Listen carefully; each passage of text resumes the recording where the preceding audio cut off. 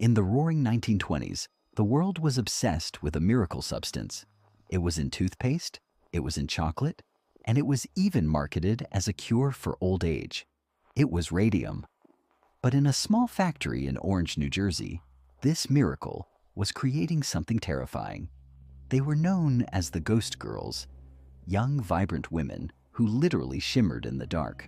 They would go home to their boyfriends and husbands with their hair glowing like halos and their dresses sparkling as if touched by stardust. They thought they were lucky.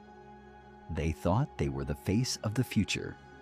Little did they know, their bones were already beginning to scream. Welcome to the Gloom Archive. Today, we unearth the glowing tragedy of the Radium Girls. To get the finest point on their brushes, the girls were taught a simple technique. Lip, dip, paint. They would press the brush between their lips to sharpen the bristles, dip it into the glowing radium paint, and then apply it to the watch dials. Each time they did this, they swallowed a tiny amount of the undying element. At the time, their supervisors assured them it was perfectly safe. Some girls even painted their teeth and nails to surprise their boyfriends in the dark. They were literally eating light, unaware that the light was about to start eating them from the inside out.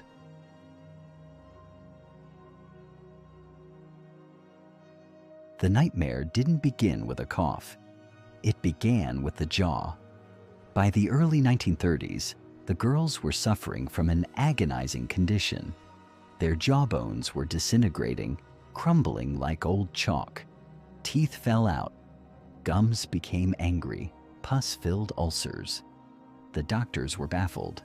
They called it radium jaw. But the most horrifying symptom was still to come. When the girls looked in the mirror, in the deepest gloom, they could see their own breath glowing green. The very breath they exhaled was radioactive. And yet, even as their bones turned to light and ash, they were ignored. The radium wasn't just on their skin. It had invaded their very bloodstreams. This is where chemistry becomes tragedy. On the periodic table, radium sits directly below calcium. They are chemically cousins. When the girls swallowed the paint, their bodies, desperate for strong bones, didn't recognize a poison. They mistook the radioactive imposter for essential calcium. The body diligently transported this silent killer, locking it into the core of their skeletal systems. Once there, it began its endless work. The radium emitted alpha particles, microscopic cannons firing high-energy radiation 24 hours a day, year after year. It didn't cause a sudden crash. It was a slow, agonizing demolition.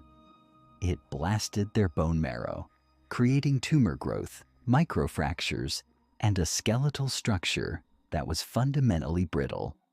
They were literally trapped, radiating green from the inside out, watching their bones disintegrate. They had become living fossils, aware that the light that had made them rich was now consuming them, cell by radioactive cell. The corporations had a powerful weapon: silence. They listed the girls' deaths as syphilis to shame their families into shadows.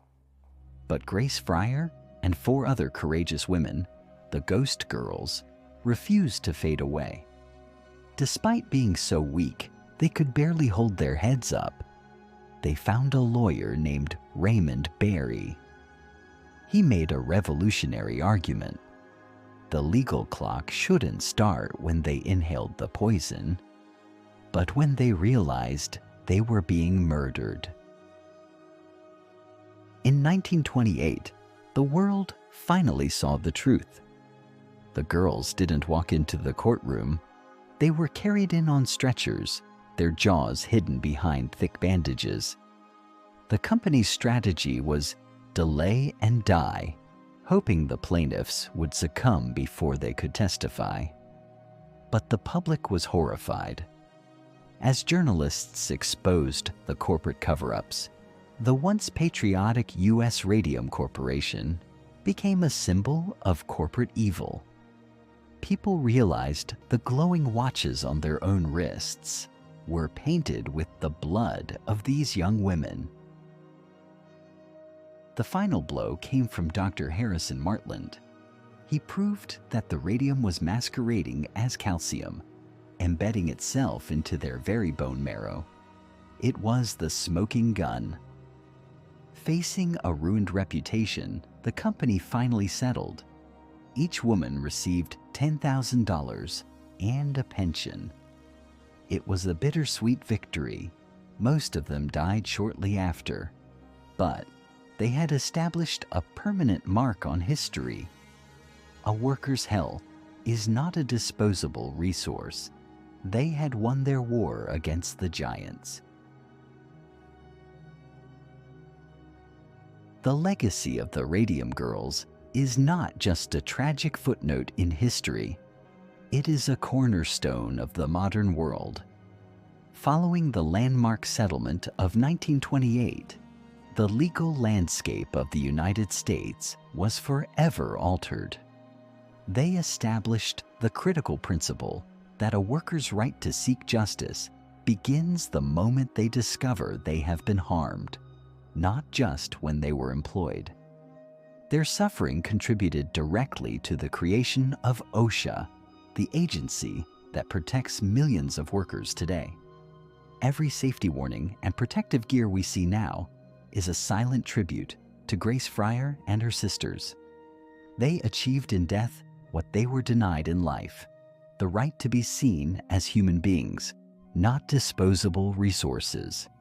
Today, in the quiet cemeteries of Illinois and New Jersey, their story is still being told through science. If you walk past their graves at night with a Geiger counter, you won't hear silence. You will hear a steady, haunting clicking. The radium in their bones will glow green for another 1,600 years. They were trapped in a scientific disaster, watching their own bodies disintegrate, cell by radioactive cell. They had eaten light, unaware it would eventually eat them from the inside out. They are the Ghost Girls, and they will never, ever be forgotten.